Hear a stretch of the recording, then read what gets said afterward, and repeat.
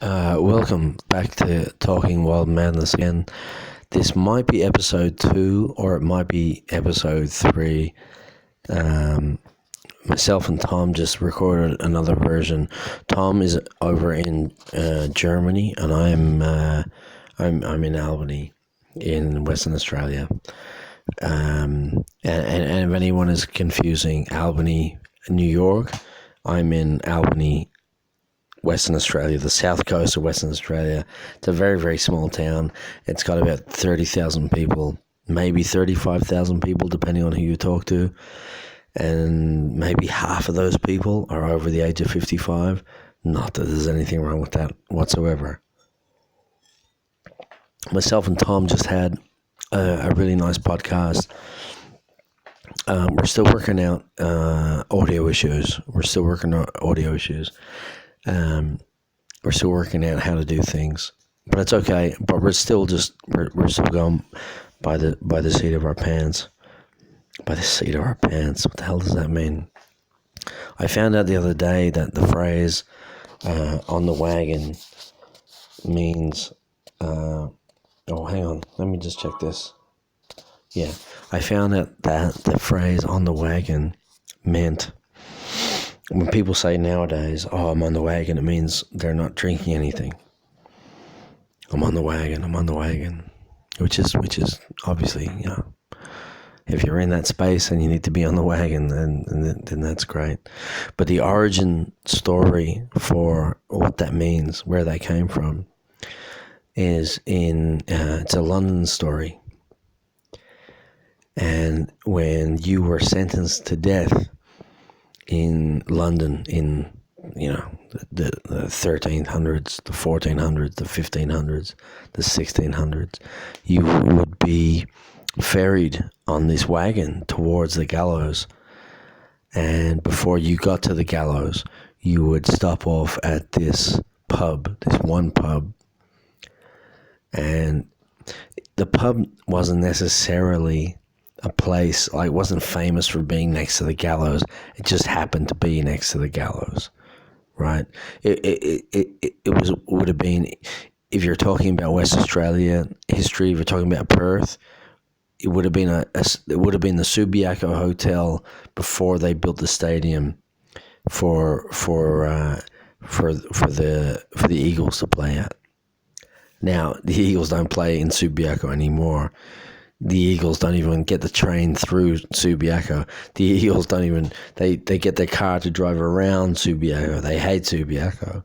But back in the day, if you were an Eagles supporter, you'd go through Subiaco, you'd go to the Subiaco Hotel, and then you'd go and play, and then you'd go and watch, the Eagles play.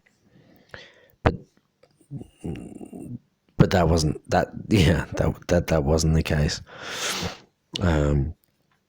So the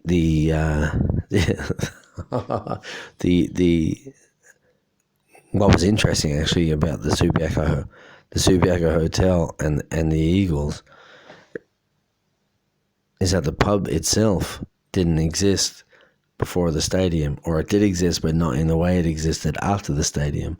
And then once the stadium leaves, that pub has to go back to how it was, how it existed before the stadium was built.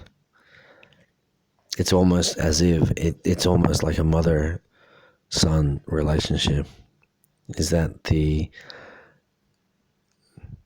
pub exists before the son exists, then the son becomes what it is, and then the mother basks in the glory of what the son has become, and then the son becomes so big that it has to leave and orbit another, or not orbit, has to become the center of another orbit worthy of its magnificence. And then the pub that was originally its orbit loses everything, because the sun, S-U-N, not S-O-N, S-U-N, the S-U-N has gone, the S-U-N sun has gone in another direction. It's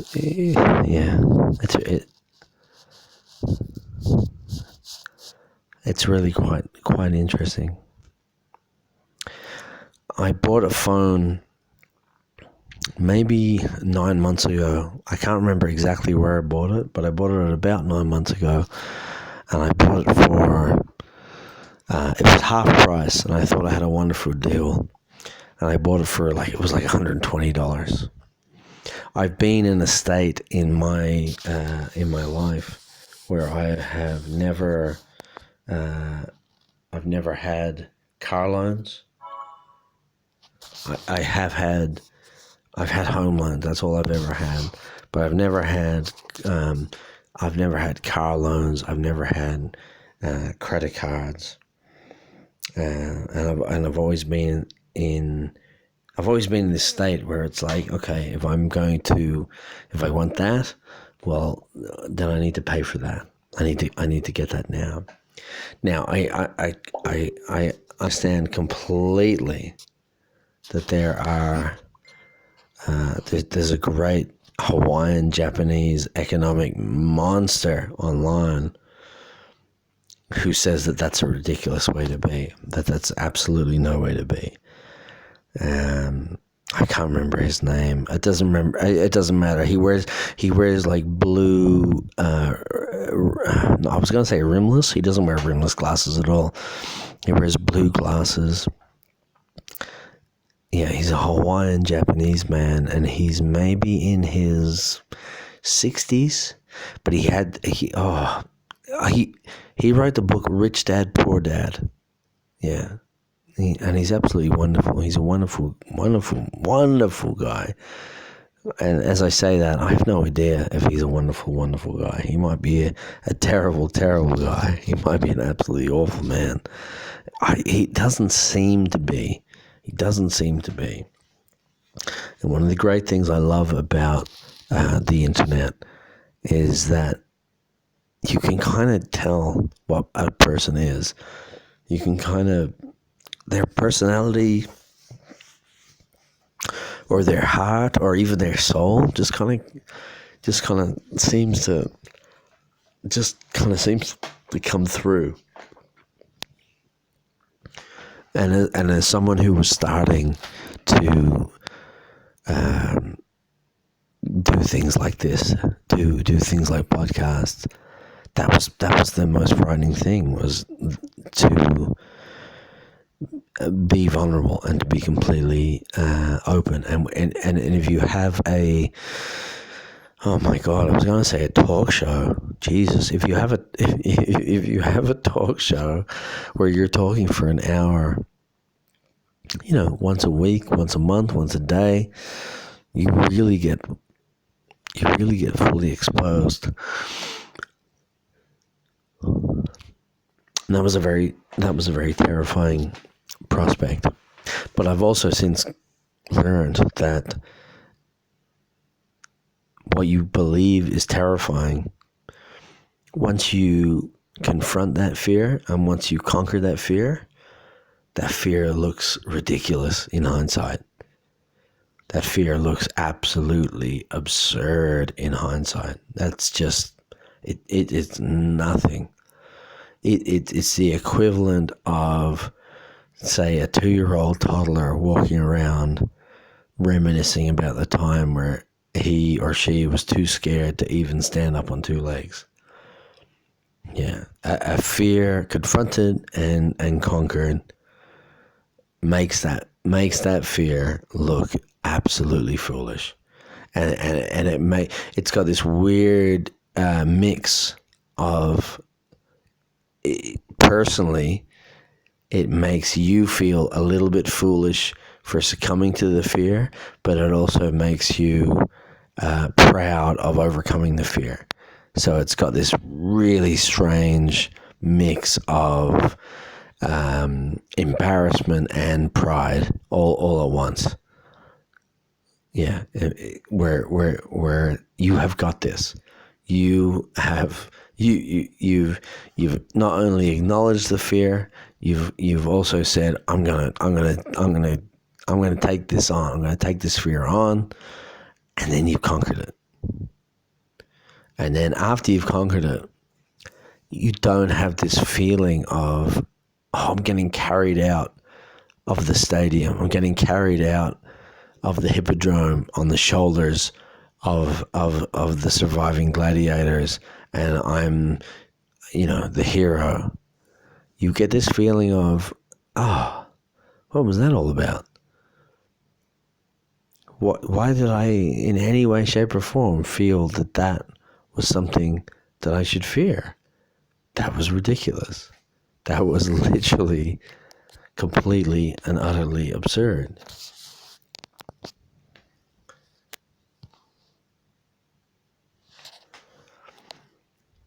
And once you've done that, once you've done that process once, or twice, or 3 times a lady,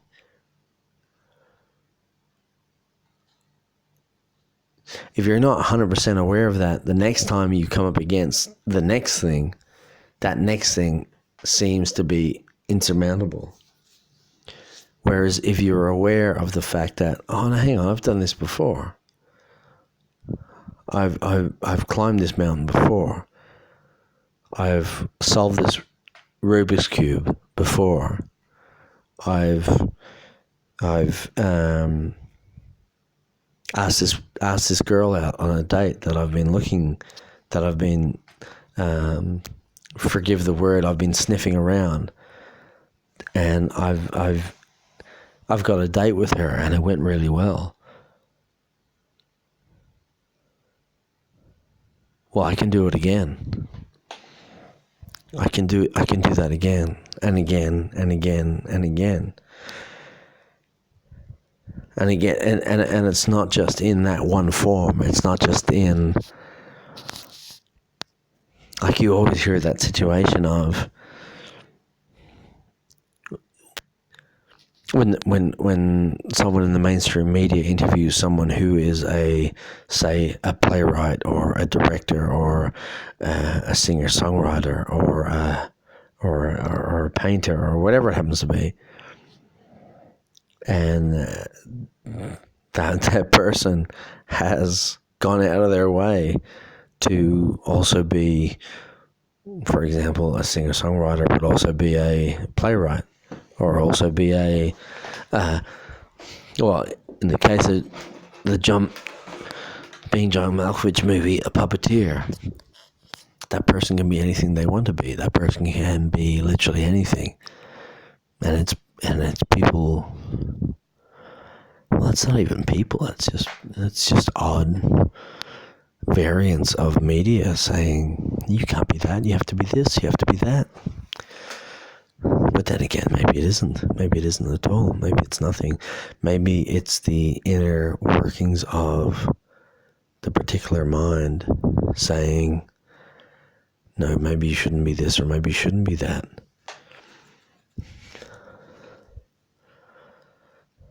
I guess what I'm trying to say is, when you've had success in something,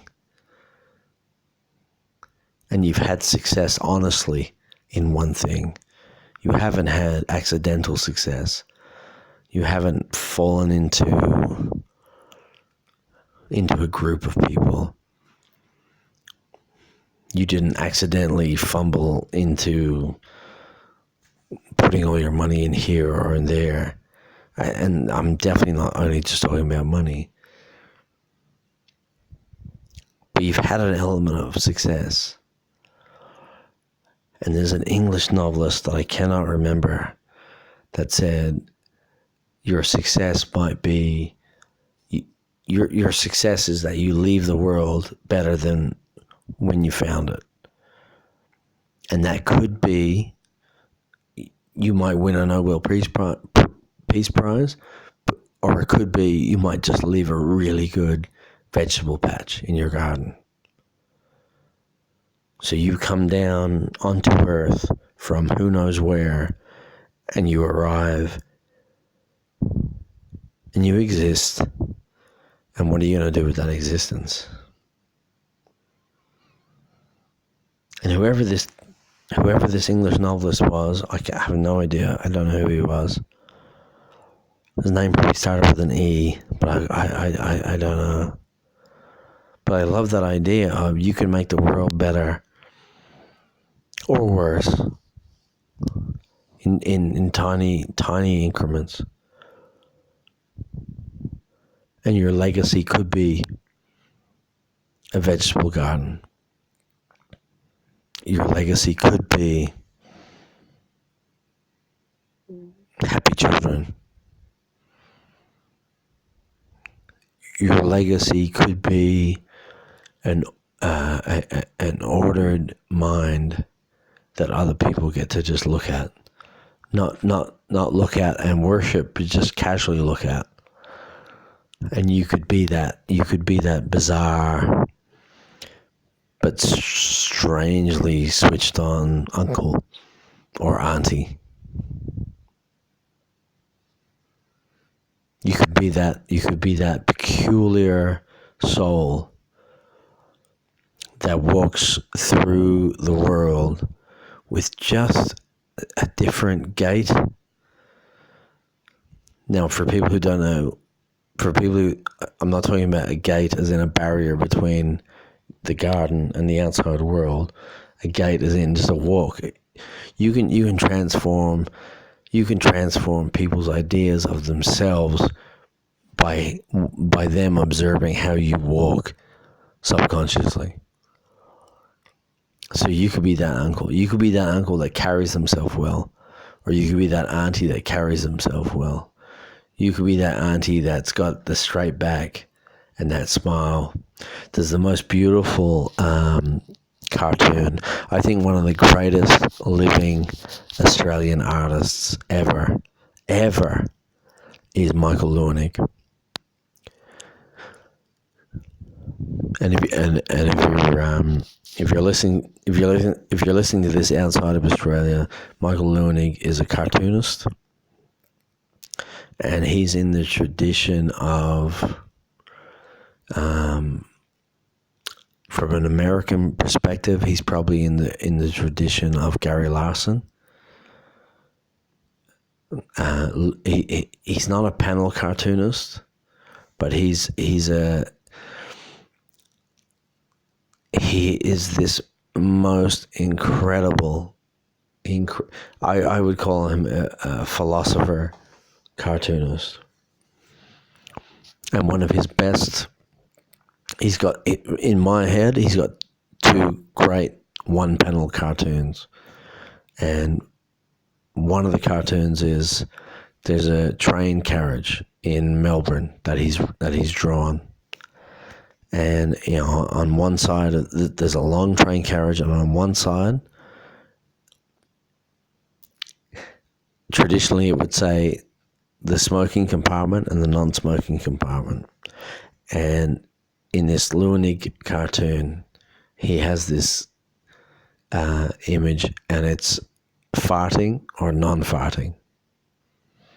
And all the people in the farting carriage are having a fucking hilarious time. They're not like going out of their minds with it. They're not like going crazy with it, but they're just having a really nice human time. And in the non-farting carriage, everyone is very displeased. Everyone's very displeased with existence. But in the other carriage, they're going great. And there's another cartoon that stood out for me with Michael Lewinnig, and it's one of those, there are two people in the world, which is similar to the farting and non-farting, but it was, there are two types of people in the world: those who have a glint in their eye and those who don't. Now, everybody, and you might be, right now, you might be that person who doesn't have a glint in their eye, who used to have a glint in their eye. Yeah. Or you might be the guy that, or the girl who has a glint in their eye. And for me, when I look at that, it is such a profound and playful statement, that when people have that idea of someone having a glint in their eye, to me, that is someone that wants to play. And when I come across other people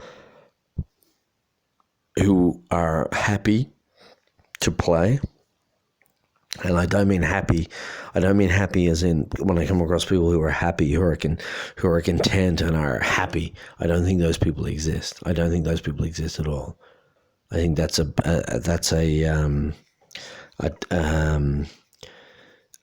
and I want to use this word in a non-religious context.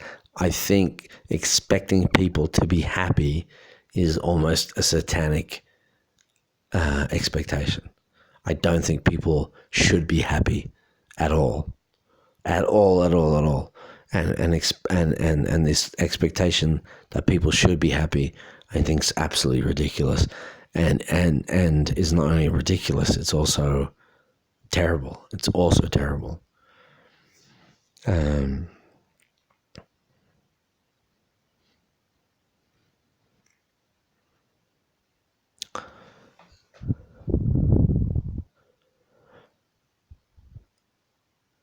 So we're left with the idea, and right now I'm literally I'm trying to come to terms with the idea that I'm talking about, which is quite embarrassing, but that's okay. That's okay. I'm going to continue to come to terms with the idea that I'm talking about.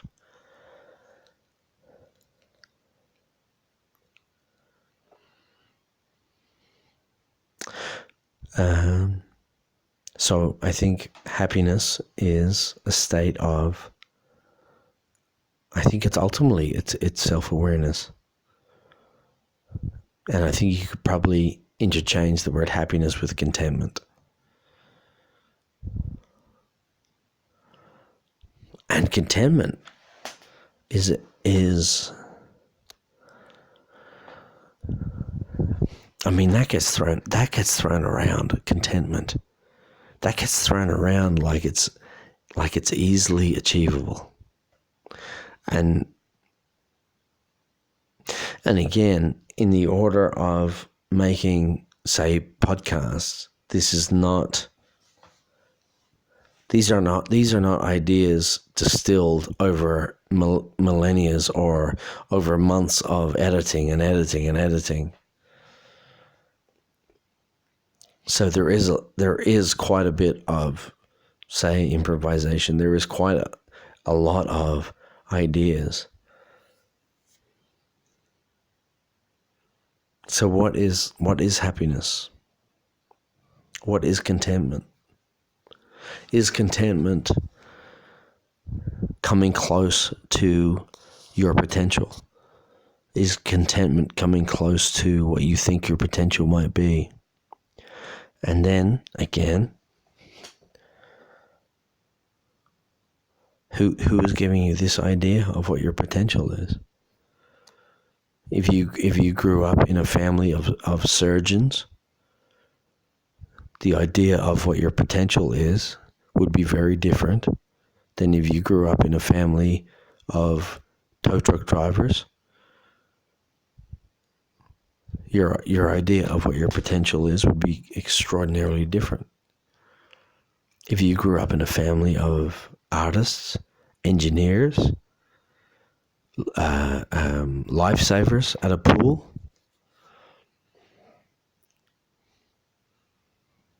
the people, I mean, you are essentially who raised you. You literally are essentially who raised you. And you can veer off, obviously, you can veer off the path left or right. Obviously, there's the outliers that are beyond upbringing, and they could be anything. But for the most part, for the most people, you are the people who brought you up. You have a code. You're born with a genetic code, and then you have to endure a social code that gets put into you since the day you were born for 15, 16, 17, 18 years until you decide to move out of home. Or maybe it's not 18 years, maybe it's 19, maybe it's 20, maybe it's 25 years. I used to work in prison. I used to work in prison as a music teacher and a cooking teacher. And every now and then I used to teach the computer room. My God, what a fucking joke that was. But I used to, every now and then I used to work in the computer room. They'd ask me to come out of the music room. I used to help a painter who got a job there teaching painting. He's one of the greatest painters in Australian history. Now, what am I now? I'm 39. He might be 42. He might be 43. His name's Matthew. One of the most beautiful souls you'll ever meet in your life. And one of the greatest regrets of my life ever is that me and Matthew, we had a falling out. We had a falling out over a load of firewood. Jesus Christ Almighty. And every other day I wake up and I think to myself, I need to reach out to Matthew because he's such a beautiful human being. Myself and Matthew, we used to sit and drink and laugh together, and we used to cry. Well, hang on. He used to cry, and if I was being, if I'm being honest, which I'm always trying to be, we used to get together, and we used to work together in the prison, and we would laugh hysterically, and I would make this guy cry with laughter. And there'd be a few occasions where I'd wait until he put a beer up to his mouth before I gave him the punchline, just to make sure he'd laugh as he was swallowing, and beer would pour out of his nose. And he was one of those rare creatures who would cry with laughter. Now I don't know why we're recording. I don't know how we got onto that. I don't know how we got onto that. But there was two people. Instead of me trying to backtrack, I'll go forward. There were two people. I worked in Australian prisons for 5 years as a music teacher, English teacher. I never worked there as a screw. But I met two guys there in the 5 years that I worked there that I have never forgotten. And Matthew was one of them. And I think Matthew might be one of the great Australian painters, in the future. Actually, Matthew told me this great story. What's his last name? Matthew Simmons. I think on Facebook he's called Mew Simmons. I haven't spoken to this man in maybe 8 years. And I'm ashamed of myself. For letting what was a disagreement about a load of firewood and ego get in the way of our time together. Because I know for a fact, if Matthew knocked on my door tomorrow, or I knocked on Matthew's door tomorrow, it's one of those friendships where we would just literally, we would get back together. We would bring out the best of each other. And because of this petty little fucking shit that happened so long ago, we haven't spoken to each other in, dear Lord, maybe 7 years, It's not good. But in the interest of, and maybe Matthew, if you're listening to this podcast, I'd love to hang out with you again. I'd love to hang out with you. Oh dear, I'd love to watch you cry with laughter and snot Guinness out of your nose. I really would. But he told me this great story. It was one of the greatest stories I've ever heard in my life. It was literally one of the greatest stories I've ever heard in my life. Now, if you keep in mind, Matthew's a painter. In the classical sense, he paints on canvas, and he's a good painter. Like, he's not a bullshit painter. He's not an abstract painter who doesn't know what the hell he's doing. You know, you have these relationships. You meet these women either, out at night, or you meet them online and they bring you back to their house and they show you their paintings and you're like, oh Jesus, what the hell is this? And they're a mess. And most of the time they are a mess. One out of 500 women know how to paint really well. But for most of the time it's like, oh my Lord, what happened? You bought 10 buckets of paint and then you had a car crash onto that canvas. Okay, that's what's happening. Well, Matthew is an actual painter, a real painter. I think he's about he must be 6'1", 6'2". He's a tall guy, and one of his stories is, now I'm going to tell the story about his father-in-law, his ex-father-in-law, but I also have to tell the story about his Red Sox. And Matthew Simmons has a story about his Red Sox, and it's iconic.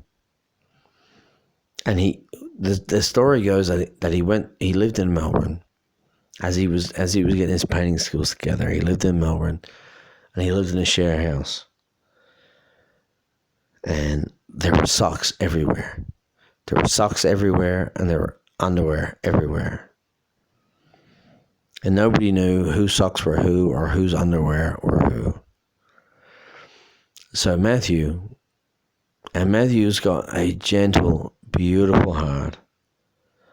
So in the chaotic world of where are my socks? Where are my socks? Matthew's response was, okay, I'm 24 years old.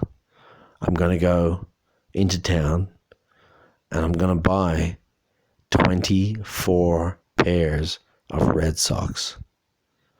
And that's exactly what he did. And then he went and picked all the Red Sox and then took all the Red Sox back home.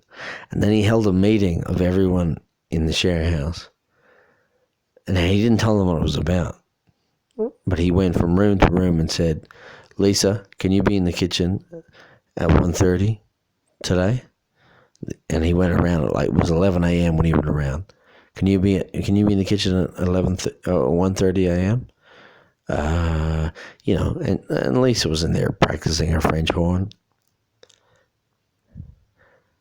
And she would have taken her puffed lips, her puffed embouchure off the mouthpiece and looked at him, but he would have had that look. He would have had the look of a man who's lost all his socks. And he said 1:30. So Lisa said, okay, I'll be there. And then he went to the next room, and it was Darren.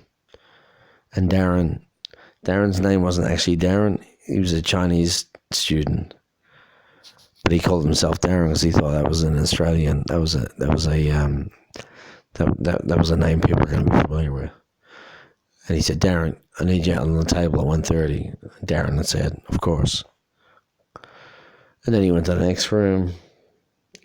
And there were 2 other rooms. He went to the next 2 other rooms.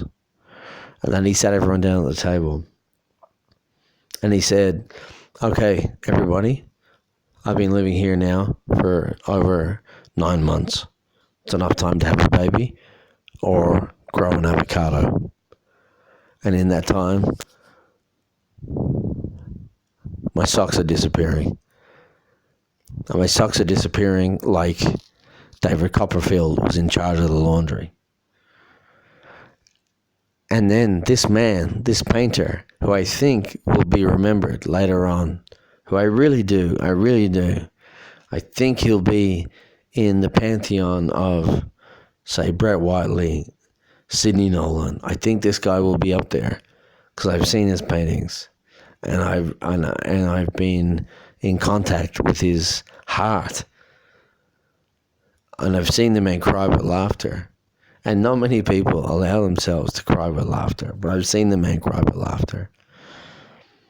And this man, and this is only the first story. There's 2 stories coming.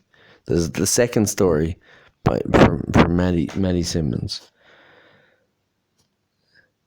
So as his 4 flatmates were sitting around the cheap Formica table, from under his seat, he pulled out a plastic bag and lifted it and turned it upside down and poured a dozen pairs of red socks folded out onto the table with the tags on from the store. Like a psychopath, like a bank robber, who was late to the meeting, and all the other people were at the meeting angry, wondering, where the hell is Matthew? What the hell's going on? I thought this is where we were meeting. I did the alarm. I did the reconnaissance. I did the scouting. I did this. I did that. Where's the bag man? Well, Matthew Simmons was the bag man. And he came and poured the plastic bag out onto the table. And instead of rolls and rolls and rolls of money, came folded socks after folded socks after folded socks. But they were all the same color. They were all the same color. And Matthew said to his housemates, he said to Penelope and to Lisa and to Jeremy and to Shakwa, or whoever they were, I mean, it's irrelevant. He said to them, these are my socks. These socks are red. These red socks are mine. Every time you see me from now on, I'll be wearing nothing other than these ridiculous socks. These ridiculous red socks. But we are going to end this madness of where are my socks? Because if you ever see a red sock, it belongs on my foot. Or it belongs in the dishwasher, or it belongs on the washing line. Yet, don't steal a black sock, don't steal a white sock, or actually, do steal a red sock. Oh no, do steal a white sock, do steal a black sock, do steal a grey sock, do steal a polka dot sock. You can get away with all this thievery, but you can't get away with stealing a red sock, because no one has red socks except for Matthew Simmons. That's all he has now is red socks. But the best story I ever heard from Matthew Simmons, other than the red sock story, which was, I have to say, I really enjoyed it. I thought it was fantastic. He had a solo gallery showing. Now, it might have been in Melbourne, it might have been in Sydney, it might have been in lower eastern Sydney, it might have been in upper Melbourne. I don't know where it was. But he had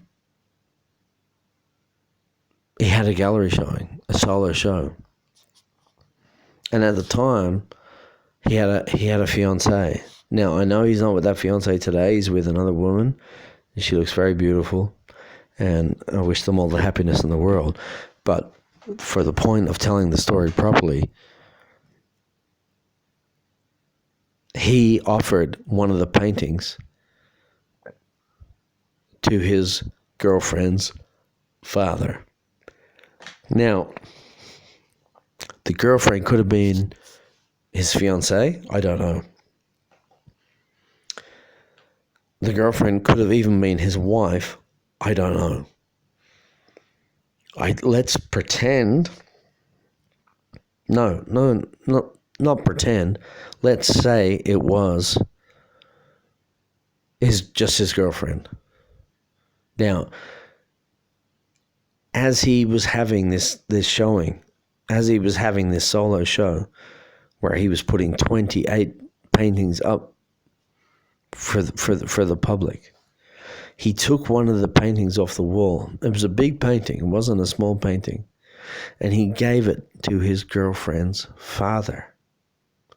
And the girlfriend's father took the painting and stuck it on his wall in his house, and was very happy, very grateful. But 2 or 3 weeks passed by, and the girlfriend's dad said to Matthew, Matthew, we really, really appreciate the painting.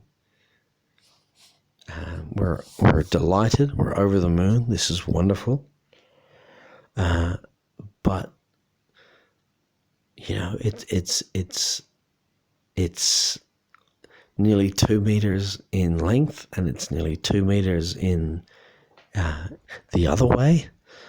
And we're not sure the color scheme really fits with the rest of our lounge room. So if it's not too much trouble, would you mind maybe taking the painting back? Now, Matthew, in all his gorgeousness and all his beautiful heart, didn't take offense and said, of course. Obviously, one of the main aspects of painting is color. And if it's in a space where that color doesn't match, then by all means, no, of course, don't feel obliged to take the painting. I'll take the painting back. So he took the painting back. Matthew Simmons did. And because he had his gallery showing coming up very, very soon, he took the painting off his in-law's wall that he had gifted, that he had said, here, take this. And he put the painting in his showing, in his gallery, in his one-man show.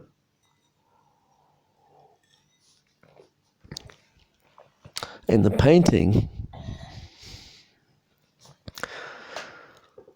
that his father and mother-in-law said, essentially, get this painting off my wall. I don't want it. And it wasn't, they didn't say, hey, maybe can we hang it somewhere else? Maybe can we change the couch to match the painting? Maybe we could get someone in to paint the walls. Maybe we could paint the walls ourselves to make it fit in the space. But that painting that Matthew gave them and that they gave him back, Matthew put in his own gallery, put in his own show. And 2 weeks after, he sold that painting for $36,000.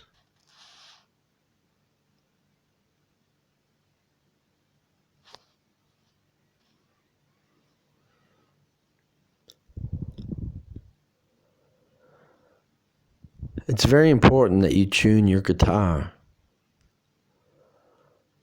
It's very important that you tune your guitar. You can buy yourself a really nice guitar, but if you don't tune your guitar's worthless.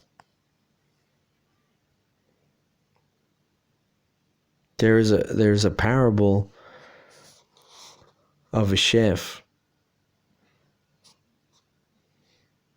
And the chef sends out a great recipe to a customer. And the waiter or waitress takes the plate out from the kitchen and puts it down in front of the diner. And the diner looks at it, and they're not really sure what they're looking at.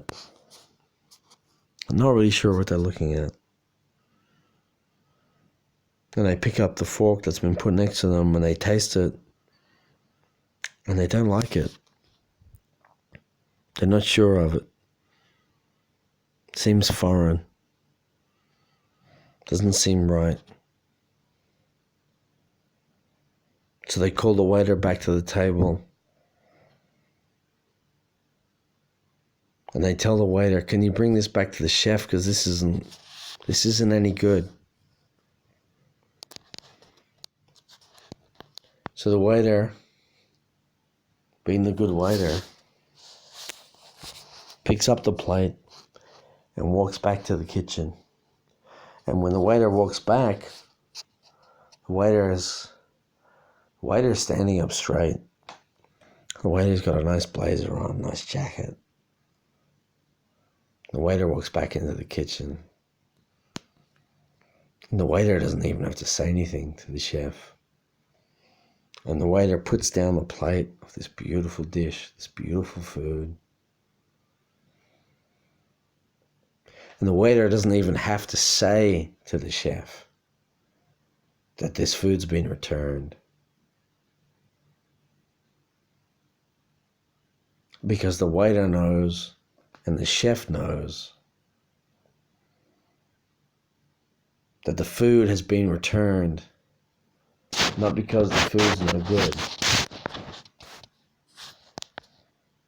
but the food's been returned because the person who ordered it and sat down and ate it and sent it back was no good.